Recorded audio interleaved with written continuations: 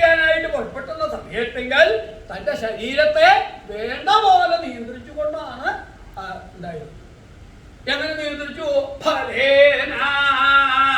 ഫലങ്ങളെ കൊണ്ടാണ് നിയന്ത്രിക്കേണ്ടത്. ആദ്യം തപസ് ചെയ്യാനായി ആരംഭിച്ച് കുറച്ചു കാലങ്ങൾ കഴിഞ്ഞപ്പോ ഭക്ഷണം മുഴുവൻ ഫലം മാത്രമായി, മറ്റുള്ള ഭക്ഷണങ്ങളൊന്നും വേണ്ടോന്നായി.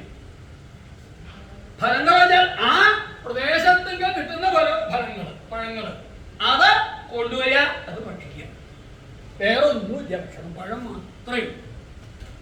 ആ ഫലങ്ങളെ ഭക്ഷിച്ചുകൊണ്ട് അങ്ങനെ തപസ് ചെയ്തുകൊണ്ട് എത്തിച്ചു. അത് ആദ്യം 3 നേരം കഴിച്ചു.